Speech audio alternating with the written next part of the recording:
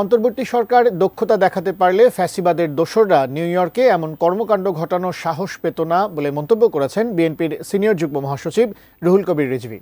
New ইয়র্কে BNP মহাসচিব মির্জা ফখরুল ইসলাম আলমগীরকে কেউ লাঞ্ছিত করেনি বলেও দাবি করেছেন তিনি। বিস্তারিত থাকছে আহসান হাবিবের প্রতিবেদনে।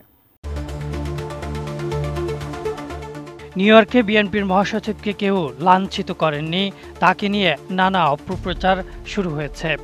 সবকিছু মিথ্যা ও ভিত্তিহীন বলে দাবি করেছেন দলটির সিনিয়র যুগ্ম মহাসচিব রুহুল কবির রিজভী। 24 সেপ্টেম্বর ফিরোজপুর জেলা বিএনপির নবনির্বাচিত নেতাদের সঙ্গে রাজধানীর সংসদ ভবনে শহীদ রাষ্ট্রপতি জিয়াউর রহমানের সমাধিতে শ্রদ্ধা নিবেদন শেষে কথা বলেন তিনি। নিউ ইয়র্কে বিএনপির মহাসচিবকে কেউ লাঞ্ছিত করেননি, তাকে নিয়ে নানা অপপ্রচার শুরু হয়েছে। সবকিছু মিথ্যা ও ভিত্তিহীন বলে দাবি করেছেন দলটির সিনিয়র যুগ্ম মহাসচিব রুহুল কবির রিজভী। 24 সেপ্টেম্বর ফিরোজপুর জেলা বিএনপির নবনির্বাচিত নেতাদের সঙ্গে রাজধানীতে শহীদ রাষ্ট্রপতি জিয়াউর রহমানের সমাধিতে শ্রদ্ধা নিবেদন শেষে কথা বলেন তিনি। আওয়ামী লীগের সাথে কোনো আপাত নেই। আওয়ামী লীগের সাথে যারা তাকে সহযোগিতা করেছে তাদের জন্য খোলস খুলে নতুনভাবে আত্মপ্রকাশ করতে না পারে, আমাদেরকে সেই দিকটাই দেখতে হবে। এই সময় তিনি বলেন, নিউ ইয়র্কে অন্তর্বর্তী সরকার দক্ষতা দেখাতে পারলে ফ্যাসিবাদের দোসররা এমন কর্মকাণ্ড ঘটানোর সাহস পেত না। সরকার কার্যকর পদক্ষেপ না নেওয়ায় দোসরদের প্রেতাত্মারা দেশে নামতে পারছে, বিদেশের মাটিতে কার্যক্রম চালাচ্ছে।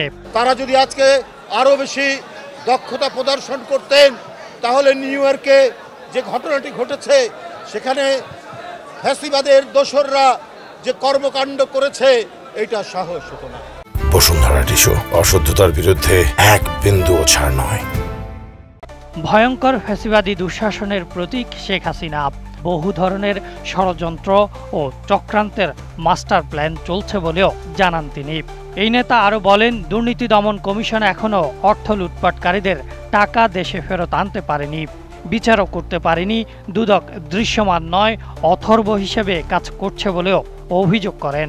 ষড়যন্ত্র চক্রান্ত, বহু ধরনের নীল নকশা, বহু মাস্টার প্ল্যান এখনো শেষ হয়নি। নেতাকর্মীদের ঐক্যবদ্ধ থাকার আহ্বান জানিয়ে বলেন, তৃণমূলের মাধ্যমে দল এমনভাবে সুসংহত করতে হবে যেন জনগণ ধানের শীষে ভোট দেয়।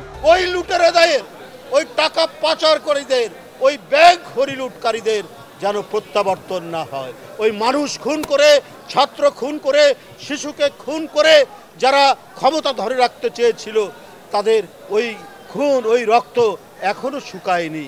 তাই আহসান হাবিব, এটিএন নিউজ, ঢাকা।